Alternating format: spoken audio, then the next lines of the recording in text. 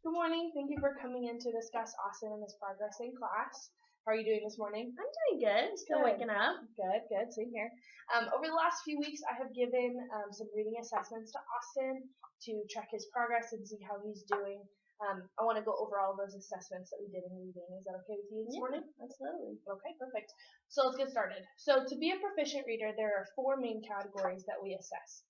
These are phonics, phonemic awareness, fluency, and comprehension. So let's start with fluency. Fluency is a student's ability to read at a correct pace and with the appropriate speed and expression.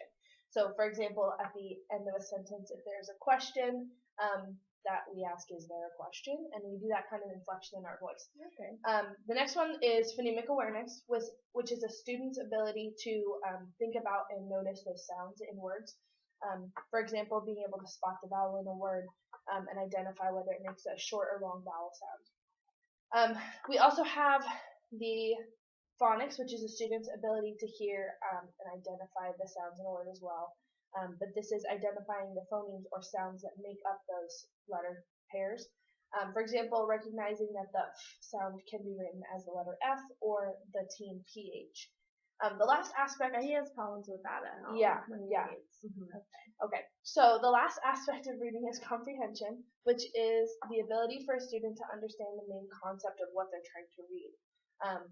Austin was assessing each of these four categories over the last couple of weeks, so I want to just go over that data with you.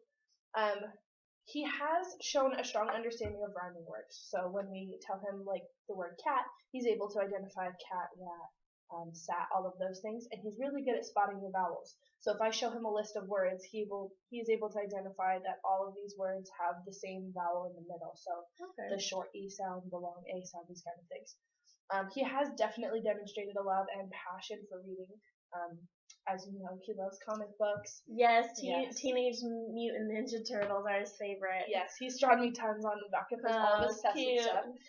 And he absolutely has shown a love for science. So we're trying to integrate more of that into the classroom. Okay. Yeah, and give him some books that are on that. So he's also shown a ton of leadership skills in taking charge with helping other students with their learning. And he's definitely taken charge of behavioral situations. So showing lots of leadership skills. And although Austin has shown many strengths in identifying vowels, he does struggle with identifying the initial and final sounds of a word. So, for example, if I was to give him the word rat, he might say it as car. He's identifying that middle vowel sound, but he'll jumble up that initial letter and that final letter. So that's something that we want to work on in class. Another strategy Austin uses when he can't figure out the word is that he'll just guess based on that initial letter. So, for example, with the word bun, he might guess bus without even looking at the final letter after he reads B and U. Okay, just kind of shooting the gun on the line. Yeah, and although this is a good strategy for him to kind of show us that he has a desire to read, this isn't as effective as some of the other strategies as just sounding each letter out. So we want to get him to get more kind of conscientious strategies and using those. Okay. He does often show another area for improvement, which is identifying a word that he's already read in the passage. So one of the tests that we've done with him is the running record called Ant in a Bun. And basically, throughout the text, it talks about how an ant eats a hot dog bun out in the heat. The word ant and the word bun are repeated multiple times throughout the text. And I think there was 6 times that the word ant was written, and he was still struggling to sound out that word ant and bun by the end of the passage. Mm-hmm. So this is an area we call automaticity, and basically the idea of this is after a word has been read, it can be recognized without having to sound it out, and that's something that we want to just work on with him. So one way that we can work on that is just having him see the same words and read the same text over and over to identify the sounds with the word blends that make it up. Okay. So this leads me into the last area of focus, which are blends for him. Blends are when 2 consonants come together to make a new sound. So in the word blend, for example, you have the b, o, but when you read it together, it makes that like new sound called bull. He struggles a lot of that in the running record as well. So I've come up with a ton of strategies that we can use for him to do at home with you, and ones that we're going to do here in school. So I'm going to start with the ones at home. So I don't know if you already read with him at night. I try to, but I have a really busy schedule, Okay. so sometimes it's hard. Sure, I understand. I appreciate that honesty. Yeah. Well, one thing that I think would really benefit him is if you increase the amount of time that you are reading together at night at home. I would just say even like one book a night or 2 books a night, 30 minutes each night would be really beneficial for him, which will help him to demonstrate the increase of speed at verbal reading. So he'll be able to mimic back the way that you are reading with your inflection and the speed that you're reading at, which will also help him to gain an increase in recognizing those sounds and letters that we talked about. Okay. And then hopefully we'll be able to get him more involved in reading in class as well. Another one I think would benefit him a lot is letting him choose the books. I don't know if he reads comic books or science books at home, but if you were able to go to the library and have him pick out some books that were more into what he's interested in, that might really benefit him as well. Okay. Would we be able to use the school library? Absolutely. You can use the Okay. school library, public That's library. easy in my busy schedule to just Sure. stay a little longer after school. Perfect. I understand that. And Thank he's you. also, absolutely, he's also welcome to use any of the books that we have in the classroom if he'd like to take them home. Awesome.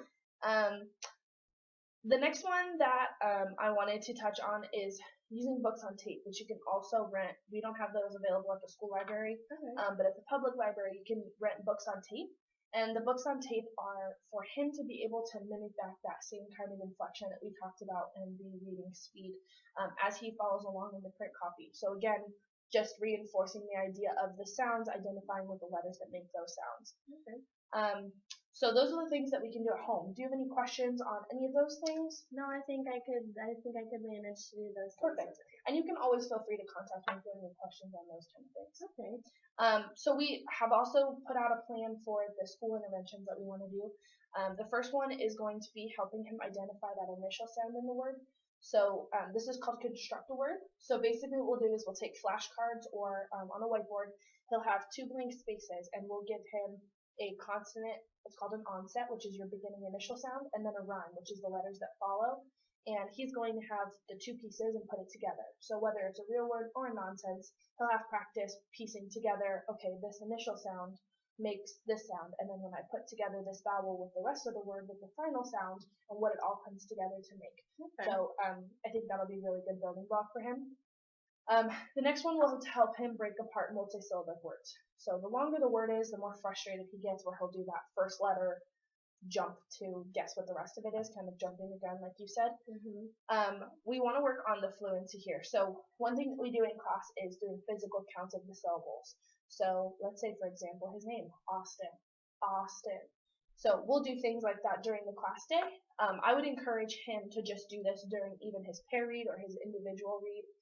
That way he's able to break down those multisyllabic words and kind of make them more manageable into smaller chunks so that he doesn't get overwhelmed by the length of the word. Okay. The next one is for blends. This will be letter cue blending. This is very similar to the one that we talked about for the constructor words. For the blends, it'll be the same thing, except he'll be getting blocks that he'll also be able to take home. And these blocks, he'll roll the block, roll another block, and he'll have to sound out the word. So say that he rolls an N, and then another block that says ILL. He'll have to sound out ill, nil, which isn't a real word, and then he'll have to identify which words are nonsense. So this will help him for his comprehension as well. Cool. The last one that I wanted to go over was for that automaticity. That's the ability to identify the words as we go through. So one thing that he will have the opportunity to do is tape-assisted reading for him to be able to have the books read along to him, and then he'll follow along with his own text. And he'll also get multiple opportunities to read the text before we introduce it in class. So any books that are above his grade level and his independent reading level that we'll be doing in class, I'll give them to him for him to send home and read and practice on his own. And then when we read in class, it'll already be familiar for him that he won't have to worry about identifying those words he's already read before. That would be very beneficial. Okay, awesome. Do you have any final questions for me? No, thank you for making me aware of the issues he's having with reading. Absolutely. Thank you for being so open for changing things at home and being open. I'll definitely do what I can. Great to meet you.